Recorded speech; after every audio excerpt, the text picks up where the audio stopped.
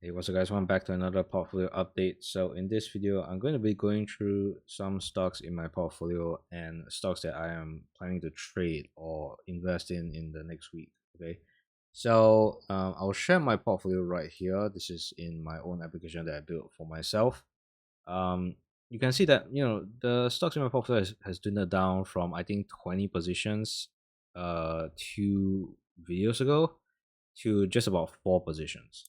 And whenever this happens in the past, I noticed that it was pretty near like a market top, right? And I'm not saying that the way I trade or this is a signal that this market has topped. But it kind of makes sense when you look at the S&P 500. It's currently at 780. I'm looking at the SPY ETF, which is basically the S&P 500. And Tom Lee, the last time I think like two or three appearances ago, said that the S&P might peak at about 7,800 or 780, and it just hit that.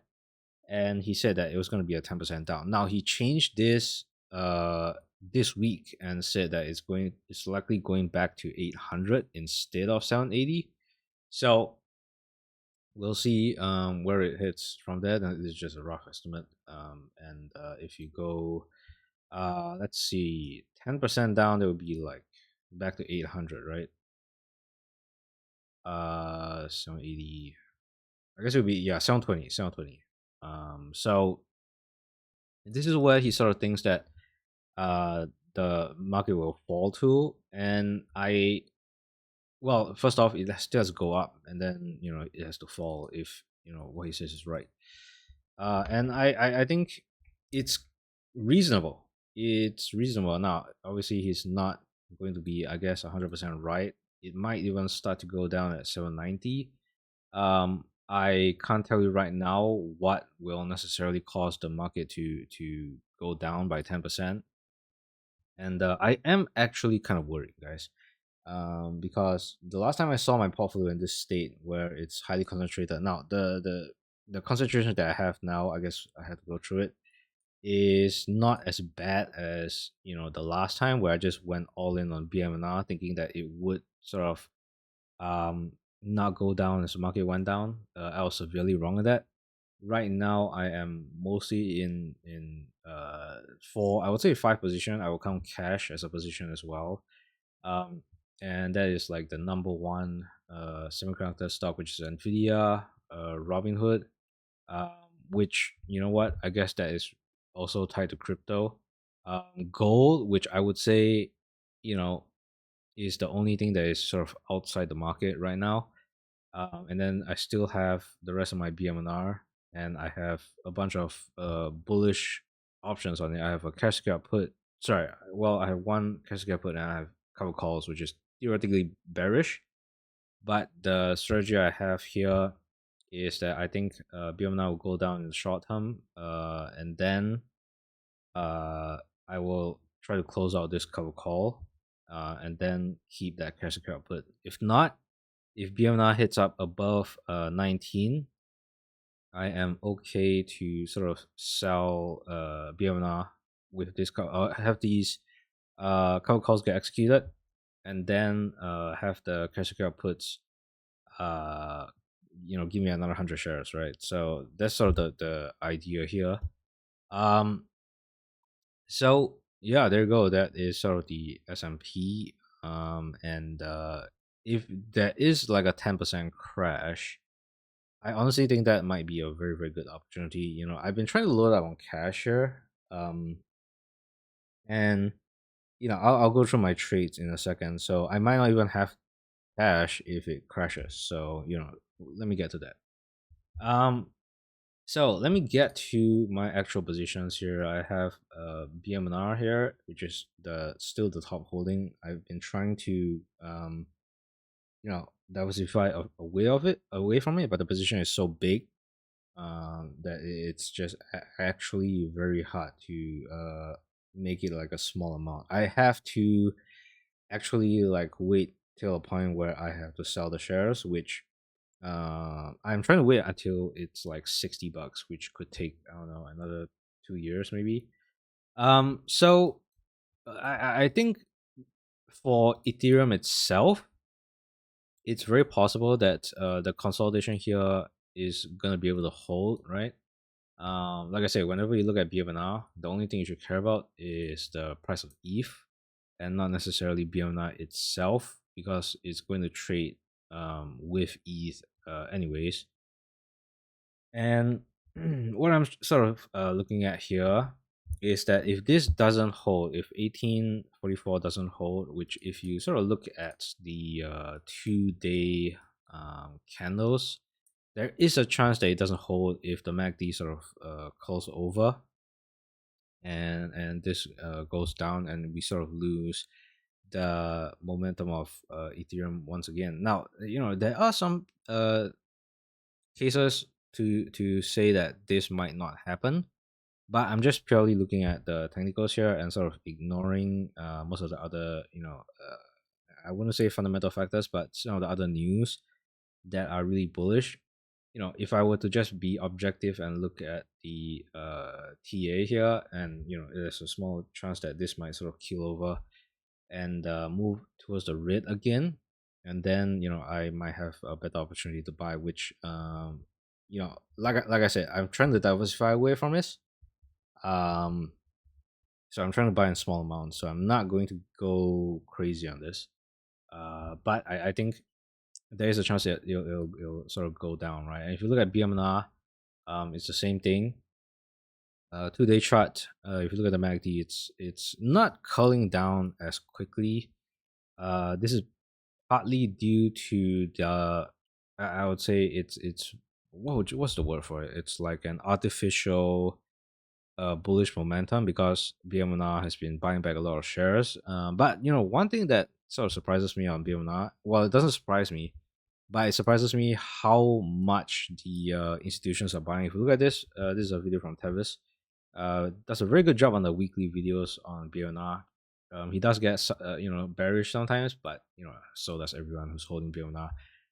You can see the Norway, State Street, and let's see here, BlackRock. They're all buying it, and if you look at the percentage that they're buying it, it's like over 100%. So they're doubling or tripling their position. I saw somewhere where someone was buying at like 400%, right? BNY Mellon is buying it at like 400%. So they're like doubling or tripling their position, and it really seems like the institutional interest is sort of coming back in BMNR. Now, I don't know if the institutional interest has ever left, but the buying power definitely stopped for a little bit there when BMNR was trying to accumulate the 5%. But I think now that they have reached sort of the target, the institutions are back and they think that after they hit their 5%, there is just basically upside from there, which I sort of agree with that. As long as Tom Lee doesn't go ahead and do some weird acquisition or investment like Mr. Beast or WorldCoin, as long as he stops using the cash that he gains from staking and actually returns it to investors, then sure, yeah, we have more upside once they hit 5%, right? And I agree with that. But I just don't know if Tom Lee will make some weird investment again. So there you go. I'm still bullish on BMNR. It's one of the hardest holds, and I think when BMNR, if it gets back to 60, everyone that feels like a not a smart person for investing in this will be so vindicated. Like if this hits 60 again, like I wouldn't even believe my eyes. I'm not gonna be honest. I'm gonna be honest. So there you go. That is Bitmine here. I'm actually pretty bullish on this, even though I'm bearish in the short term. I think there's gonna be an opportunity to buy it again. But looking at all the institutions piling in so much money back into it, makes me pretty optimistic. All right, let's move on. So let's go to, I guess, Robinhood. So the reason I sort of bought back into Robinhood was because I was looking at, I can't remember if it was the 1-day chart or the 2-day chart. and I must have started a position at around like 85 or 90 here. And I'm still waiting for them to open up in Singapore. Like I've been waiting for this like a year and a half now.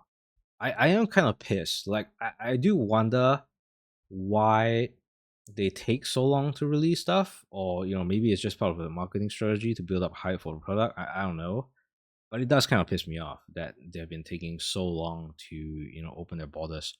um and sometimes it does make you feel like Vlad is a liar, but I'm sure that's not the case. I think there's a lot of things that they have to go through, and I think, yeah, once again, they are announcing stuff very very early just to build up hype for the product rather than purposely being uh slow at execution, right? And I'll bring up their fundamentals here. So you can see, most of their fundamentals are still growing on a quarterly basis. I have to apologize about the text; it's a little bit small, but with this format, it's hard to have all the data. I extended the amount of data that this app can come in, and it's hard to show most of the data. But there you go. You can see that their net income is up like 60% since last quarter, right? And I think sort of what's causing the drop here, I think is because, sorry, I had a brain fart there, but the reason why Robinhood is down, I think if you look at their Q3 revenue growth, it's sort of stated to go a little bit lower. I think this might be when they sort of expand internationally. But I don't know. Maybe these are maybe errors in the forecasting here. I'm only using Godel here. I don't typically look at forecasts because there's just too many numbers, and I honestly I don't have time to look at everything. And I'm not that I'm gonna be honest. I'm not that diligent of a fundamental investor. I'm more of like a technicals guy. Um, and I think where I'm sort of ending this trade is probably around 120. So yeah, I'll end the trade and I'll see how it goes there. But this is just where I think it'll head to in the short term. Okay, before we end off on Hood, I also want to look at their earnings presentation. And I noticed there was a large amount of funnel customers in Q2 26. And I'm not sure if this accounts for Trump accounts, because that seems like an oddly huge amount of customers that come in. And if you look at the net deposits as well, it went up about like 4 billion, which is pretty high compared to the last quarter where we were barely making it. This is 1.6 billion, if I have the math correctly. Um, so yeah, it might not be entirely all Trump accounts. I think people have also added and to buy stocks. Um, Total platform assets grew to 369 billion. It's great to see that growth as well because July wasn't very good, but I guess it doesn't count in Q2, right? A lot of people are complaining that July was actually pretty bad of a month here. So thank God that's over. Let's see here. Q2 financial results, total net revenues. I think we've already seen that, but it's growing. It's weird. It doesn't show over here, but it shows sequentially 23%. That's why it shows here on budget terminal as well. So, well, good thing the numbers are right. Um, let's see here. Adjusted operating expenses and SBC pretty stable, and the net income has gone up. So, one of the things I'm sort of curious about in the next few quarters is how the Robinhood MCP server is going to boost anything. So what the MCP server basically does is that it sort of connects to your LLM, and it allows you to trade with your AI agents. Now, there's this company called Public in the US that's also been doing the same thing. The implementation is a little bit different. What the MCP server is like is basically, I would say it's more um, it's harder to use the MCP. I would have to venture a guess. I haven't used it. Now Webull also has this MCP server, but I'm too scared to connect it because I honestly I don't know what it's gonna do to my portfolio if I do.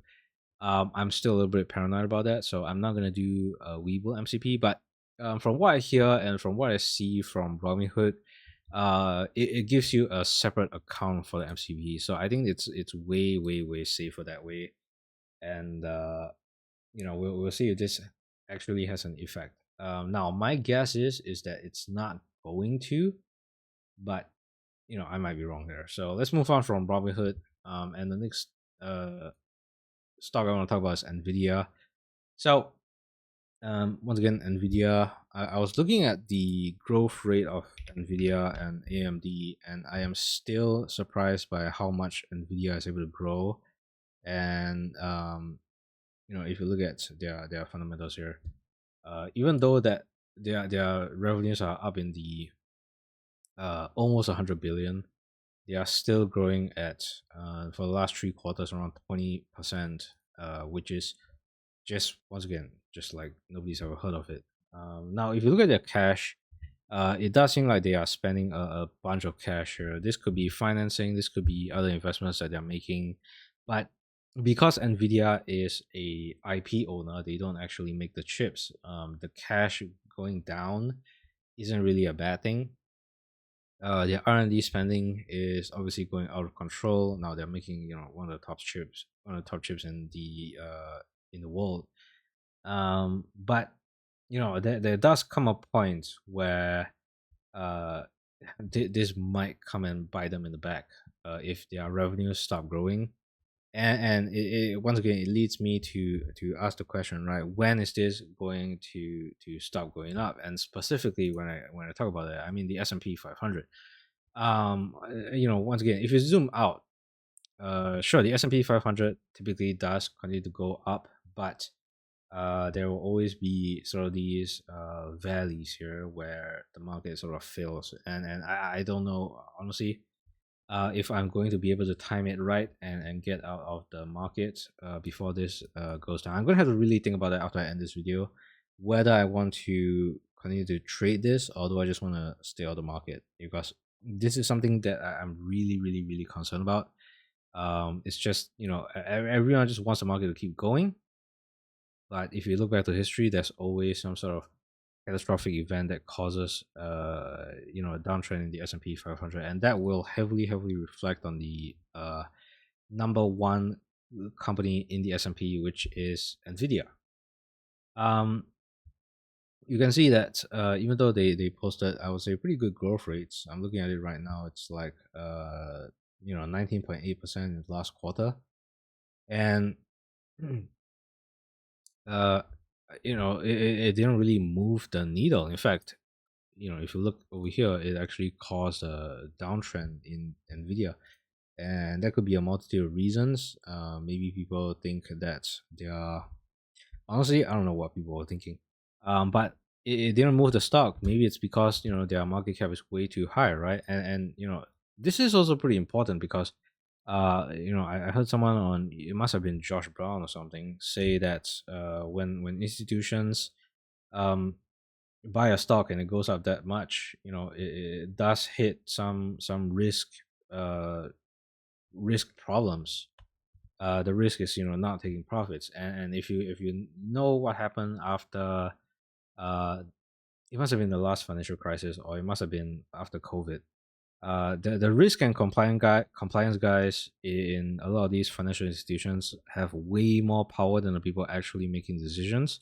So if the risk and compliance guys don't like what's happening to Nvidia right now, they could very well say that you can't actually buy Nvidia anymore, because it's already gone up by so much. In fact, it might even, they might force them to sell Nvidia or just wait it out, and that could very well be what causes the S&P or Nvidia to go down as well. Now that would be interesting if we see that happen and Nvidia's revenues and net incomes and cash flows continue to grow.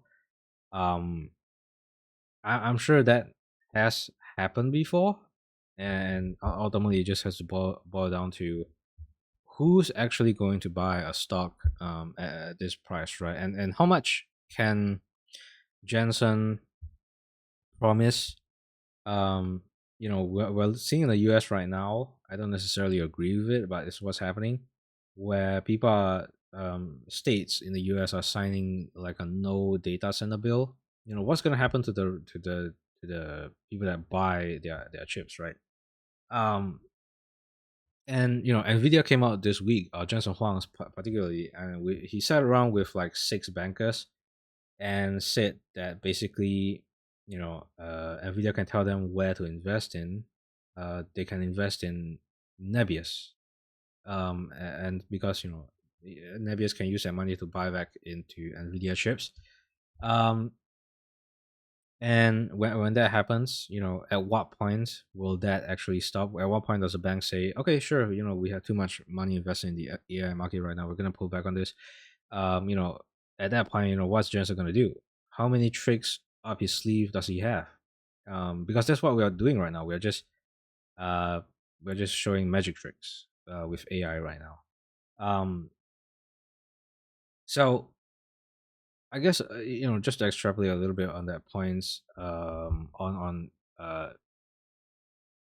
Jensen Huang getting the ability to control money from the banks or anyone who's willing to invest, and they're putting that money into Nebius, for example, and then Nebius buys Nvidia. And how does that sort of affect AMD? Right now, the first thought I thought about was that AMD is going to go down because the money is not going to flow into AMD, but actually that's wrong. I think what's going to happen is when the banks pour money into something like Nebius or New Cloud, what's going to happen is that they're going to free up more of Nebius's actual capital, and instead of using that money to buy, Nvidia chips originally, they can actually use that money to buy other chips like AMD chips. So by the fact that Jensen Huang is getting more investment into the AI sector, it also benefits AMD here. So I just got out of AMD last Friday. I don't know if this is gonna be a correct thing, but um, I'm gonna be honest. It was more of like a fight or flight thing. I just did it in the moment. Because they disclosed that they had like investments in SpaceX or something. Um, and the stock sort of went up by 15% after they disclosed that, and I just sort of sold my position at like 515. It was a very small position, and I made trades before this where I just basically I didn't make any money out of it, but I didn't lose. I did lose some money. I'm gonna have to make that back somehow. Um, but basically, what I thought about that was that they're just pulling tricks out of the bag, and I think it's not something that makes me confident in the sector where you're just buying the stock on random things rather than what they're actually doing. um yeah, so that's sort of what I think about AMD, and I was also comparing their fundamentals with Nvidia as well, and even though the price action is very very attractive, and what I said about Nebius could very well push the stock back up to 550, um is I think it's going to be a very very choppy ride, because every time someone invests in AMD, they're also going to look at Nvidia and wonder, why are they picking AMD over Nvidia? Because that's actually something that you have to think about, because Nvidia is just making so much more money, and they have so much more control over their fundamentals than AMD. And yeah, so I am planning on trading AMD. So I will probably set a buy for, I would say, like 500 or 490. And we'll see where it goes from there. So that's sort of the trade I am thinking about on AMD, and my exit would be around, I would say, like 550 or 560. And if you're looking at technicals, what I'm basing it on is the let's see, was I looking at the 2 day? Yeah, I was looking at the 2 day chart, and I was just looking at the MACDs. If this goes over, we might have another pop up. And if you look at the MAs and the MACDs, it's still above that zero line, so it's technically bullish as well. So I think there's a very good chance that AMD will break out. So there you go. So yeah. Next up we have Micron here. So yeah, I think obviously if you're buying AMD, the only way that DRAM chips get consumed is through Nvidia and AMD at this point. Um, and yeah, I was looking at their growth rates, and they were looking very very impressive here. What sort of surprised me is that I think SK Hynix does have a higher revenue amount compared to Micron, and that's after the conversion, which is sort of surprising. It just shows like how big the memory market is, and I sort of flipped on this by the way, because at like 1200 for Micron, I thought that it was overvalued at that point, and but then it had that earnings, and the last earnings it continued to grow 73.7%, and then the stock went down. And if you look at, I think the P right now is, yeah, the P is like 21. Okay. So it's still a hardware business. Let me see if I have their margins here. Okay, so if you look at their margins, even though they are a hardware company, their gross margins are 72%, operating margins are 80%, and the net margin is 55%. This is not something that you would see in traditional hardware manufacturing play.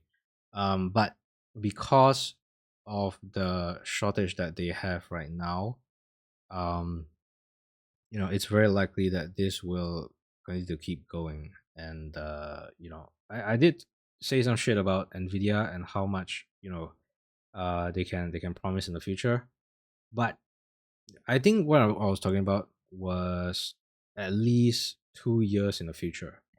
But within the next year, what we know is that people are still gonna buy Nvidia chips and AMD chips, and they're still going to need memory. Elon Musk said this this week as well, that the bottleneck isn't really compute, it's actually memory. And I know this because I run local models on my PC, and the only thing that I struggle with was memory in my GPU. So Micron, I think, is at uh very it's at the top of where you need to buy it. Okay. So I also built this sort of signals thing in my budget terminal app. It's still a work in progress. It doesn't really work super well. I think I might have to use Claude to sort of make it better. um so you can see that basically it scans the market for the top 100 stocks for trading, and then it filters down to 25, and Micron is literally number one. So I'm more than likely going to buy Micron in the next week if we I don't know, let's see here.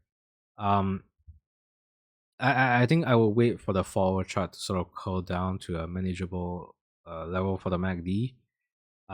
Maybe around 940 would be a good place to buy, and then it's hard to hold it, but I'll try to hold it to like 1100 or 1200. I'm not sure how many positions I'm gonna buy. It's probably not gonna be that much because my portfolio is so down right now. But I will definitely look into AMD and MU for trade next week here. So there you go. Thank you guys for watching. Like, subscribe. See you next one.